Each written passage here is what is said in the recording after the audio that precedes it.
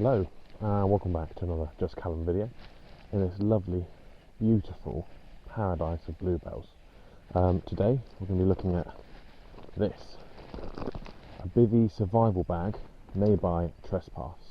Now these survival bags are normally used in extreme situations, of which this is not, but it's good to get an idea as to what you're buying when you buy one of these. So I'm going to be getting this out, setting it up, a couple of different methods of setting it up, and looking at how well it does. Now, to start off, obviously, you open the bag, and inside, all you get, nice and simply, is a bivvy bag. But when you unfold it, you'll see it has a lot of guidance and signs and signals written all over it, so that you can either find help, signal help, and use this bright orange bag as a kind of way of attracting attention. So all you've got literally in this is this one bag. That's literally all it is. It is, I would say, 1900mm high, about 750mm wide, which is plenty enough to fit you and your sleeping bag in this. It is 100% waterproof from here downwards. Obviously, having a gaping hole isn't waterproof, but you need to get in somehow. So that is the bag itself. It is slightly see-through. I don't know if you can see me there. It is slightly see-through, but that's not a problem. So this is obviously for emergency use only. There is two ways to set this up, so I'll show you the first way now, I think. Essentially, I say set this up, it's really nothing to be set up. All it will be, you just get it down the ground like that and get in it. Get yourself in your sleeping bag and get straight in it. There's nothing really much more complicated than that for the first setup, so you literally just put your bag on,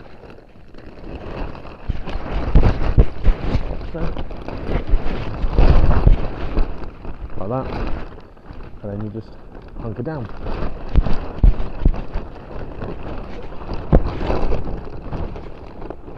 Like so. And I'm completely waterproof and protected down here. Fortunately enough for me as well, it's obviously a whole bag, so under the ground as well, I'm not soaking any water up through the floor either, which is good. So that's the first way of setting this little survival bivvy bag up. Okay, so the second way is a little bit more complex. All it requires is 3 sticks and 1 piece of paracord. So let's find some sticks, the right sort of type, and make ourselves a shelter, as it were. So what you're going to need straight off the bat is a Y branch, a bit like this, and it needs to be cut down about there, so it's just a Y. And then you're going to need a peg. Well, you can make a couple pegs out of this because it's quite long. So I'm going to cut these 2 ends off and then cut this end in half, and I'll have 2 pegs and a Y branch, and that's all you need to kind of set this little tent up. So let's get to it.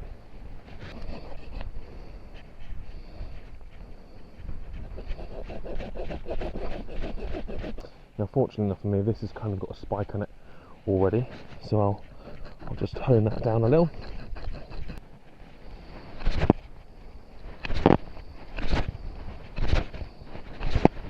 So I've got myself my Y branch with my spike on the end, nice and simple, and all I'm going to do is press that into the ground but through the base of my bag, like so. That, nice and tightly into the ground, like so. Then I'm going to get the opposite end of the top and just push that through the top part of the bag, like so. There we go, like so. and just sharpen the ends. And I've got myself 2 pegs, which is what I'll need. 1 peg, 2 pegs. So the first peg you're going to take to the back of your bag and just loosely pull out the bottom of your bag, like so. And in the centre at the back, you're going to push through the bottom and just push that into the ground.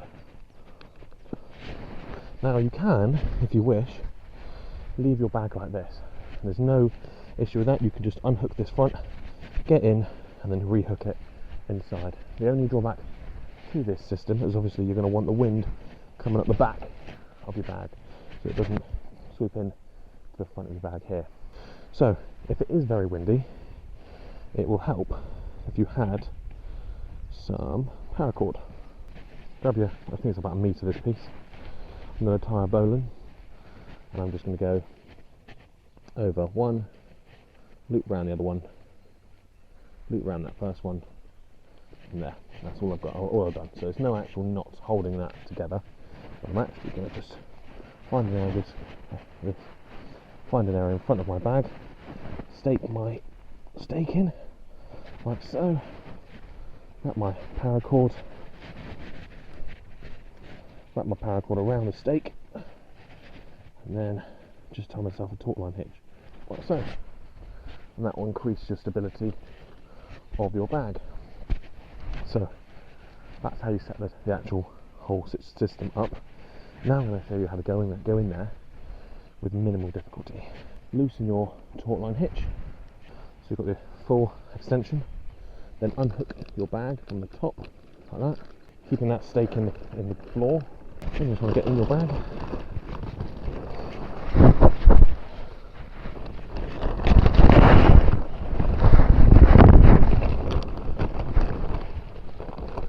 Okay, so now I'm in my bag.